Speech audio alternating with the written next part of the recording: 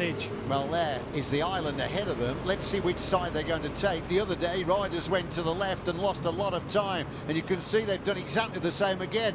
The bulk of the peloton have taken the right side, and the others, well, they've got to squeeze their way back into the back of the bunch. Well, it looks as if they're all back together. Team Sky pushing hard at the front. The rider on the right from Europcar has been brought back.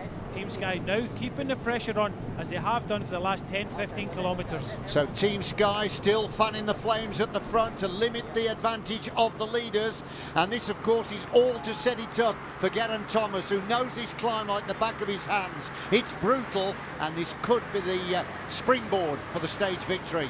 Well, you've got to think that Geraint Thomas knows this finish, knows this climb, and he's confident enough to try and take these bonus seconds in the finish, and that'll put him at the top of the leaderboard.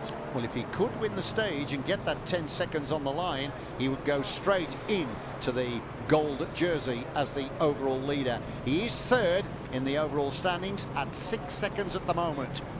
And you see at the front the three riders about to be caught by the peloton. It's Christian Hushovd that decides to attack.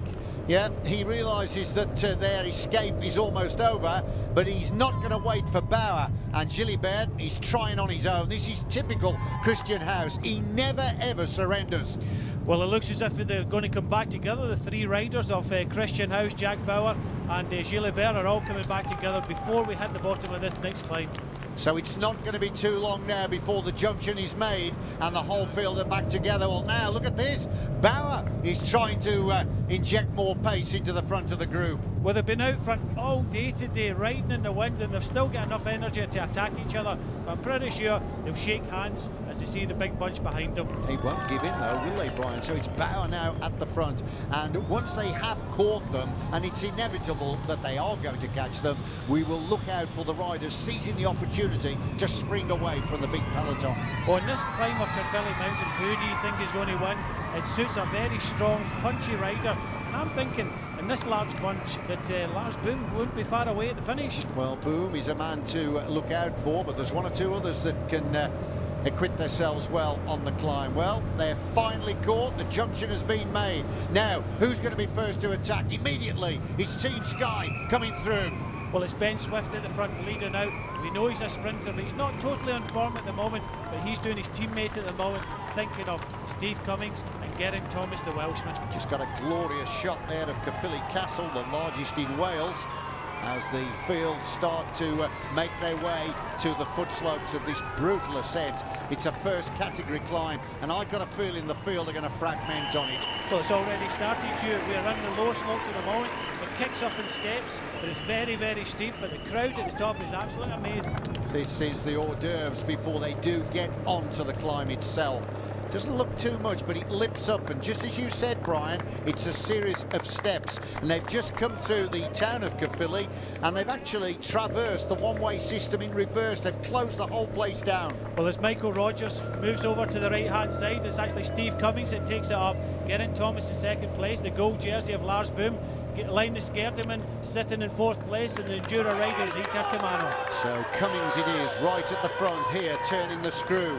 But the gold jersey of Lars Boom is present all the time. He's marking everybody, and he is very strong. Well, the gaps are starting to appear at the moment. Three riders now pushing hard at the front. Steve Cummings on the left-hand side for Team Sky. Geraint Thomas, the Welshman, and Team Sky on the right-hand side. But still, as we thought, the gold jersey of Lars Boom, Rabobank still pushing at the front. Just look at this, isn't it hurting? Contrasting styles, you've got riders out of the saddle. Look at the style on the front of Cummings, lovely rhythm. He's sitting there just in that perfect climbing position, and he's beginning to get clear. Well, we're over the first part of the climb, and then we get the next step up. Steve Cummings is pushing out a small advantage at the moment. It's regrouping at the back, but you just see no big gaps starting to appear as Steve Cummings forges ahead. 9th overall at the moment, Cummings 13 seconds off the lead.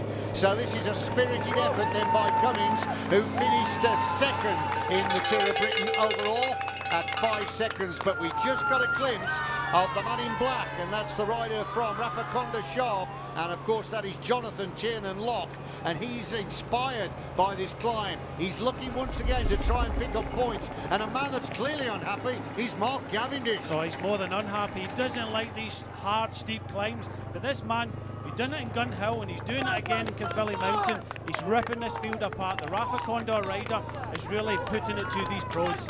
He's bridged, hasn't he? Look at the support here of the spectator. This is just like a continent, Brian. We see this going on in Europe, don't we? Hello?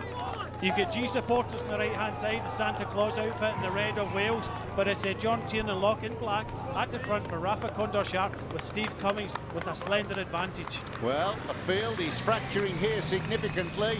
This really is the key moment, the defining moment then of stage 4 as they're getting closer to the summit of this climb of the Caerphilly Mountain. And Jonathan Tiernan Lock, he's full of strength and power. He makes it look so easy.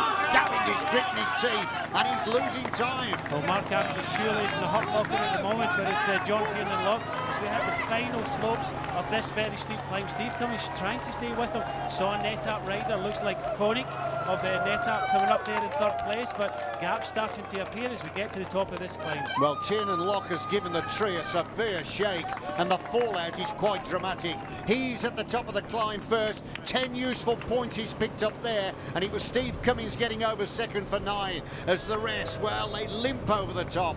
Well, just look here, we see the gold jersey still in contention at this moment. We take a sharp right, a very steep descent, and we're into the last final kilometres. And the rest of the field limp over the line, and the overall race leader, Lars Boom of Rabobank, was 8th. Now then, he's got a little bit of catching up to do here. It is a tricky descent, it's technical, and approximately 5 kilometres to the line.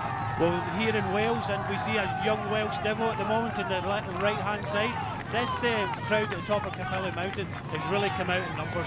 Through the corridor of faces and the cheering, it really does lift the riders, but there's an interesting descending style.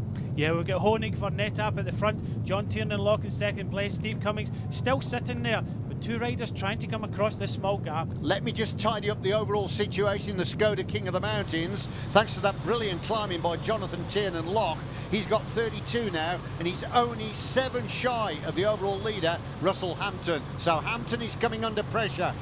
And more riders coming across this gap at the moment. Looks as if we're going to have 6 riders in this leading group. At the front, John Tiernan Lock, Honig of NetApp, Steve Cummings coming across the gap is Linus Gerdeman, Thomas de Gent of Vacansoleil, and just tapped on the back is Iker Kamano of Endura Racing. So 6 riders now trying to turn the screw and put the rest to the sword, and on this kind of descent a group of that size is probably a safer bet than being tucked in the wheels of the peloton. Yeah, you're right, Hugh. I wouldn't be surprised if Sky weren't trying to send more riders across here. They did chase it down, and they've only got 1 rider in this front group of 6, but just look here, Hugh, more riders coming across. It looks as if we've got a group of about 20 odd riders in the front with the gold jersey of Lars Boom right in the middle. So they're all back again. This is going to be a fascinating sprint finish, and this has surprised me completely. I thought they would be arriving in 1s and 2s, but once again you can see the rider of Rabobank coming through, looking after his overall race leader, Lars Boom. Well, this is what they have to do. They're in the lead at the moment. Bram Tanking of Rabobank leading his leader in the gold jersey, Lars Boom. And I tell you what, with 10, 6 and 4 on the finishing line, it's going to be a hard-fought contest. I tell you who's going well on the left, riding for Motorpoint Racing, is Ian Bibby. Bibby had a good ride yesterday, and he's in the mix again here. Well, it's Lars back on the right-hand side for HTC, tracked by Vacansoleil. Tanking still in there. Good to see Bibby in here, but Geraint Thomas is right on the gold jersey of Lars Boom. He needs to steal 3 seconds. 2 kilometres to go then to decide this stage, stage 4. It's been absorbing, it's been gripping. We've had a phenomenal day's racing action. Question is, who is going to lift his arms in the air to gain the victor spoils? Another attack on the left of the screen. Yeah, we're going to get attack after attack because everybody knows that we've got a sprint coming up with this group of about 20 odd riders. Who's going to beat Lars Boom? We're trying to pick out the riders further down this group. Yeah, we're just waiting to see who is the best sprinter here. Geraint Thomas has got a very, very fair turn of speed, and if he can profit from the lead out of Boom in the gold jersey, maybe Thomas could score a Welsh victory.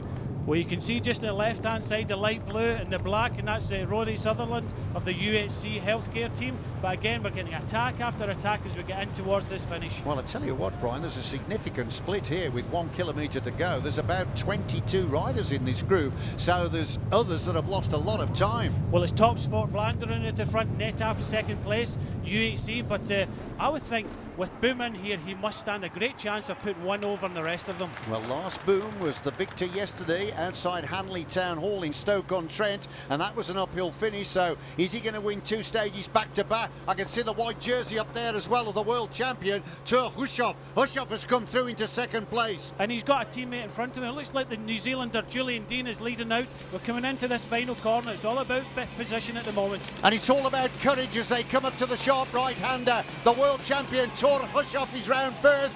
Thomas, well, he lost a bit of ground there, and Last Boom, the overall race leader, nipped through for second place. But here comes Thor Hushovd, the world champion in the rainbow jersey. He's got enough distance here to claim victory. There's the victory salute. Boom comes over the line second, and I'm afraid Thomas, well, he didn't get in the top 3. So it means the second place then for Boom gives him another 6-second bonus. How useful is that going to be? He's the next group approaching the finish, and they've lost significant time. As you can see, the leaders are really pushing hard towards the finish. They think it's all going to come down to seconds when it comes down to the final of this Tour of Britain. Here's the sprint again, Brian. Just talk us through the closing stages. Julian Dean led Hushovd into the corner perfectly. Geraint Thomas, surprisingly to me, backed off, lost his speed and lost every opportunity to take a bonus second in the 10, 6 and 4. It was at the finish for the first 3. And you cannot give a man like Thor Hushovd an advantage like that. So the world champion delivers here in Caerphilly at the end of stage 4. It has been a sensational day's racing.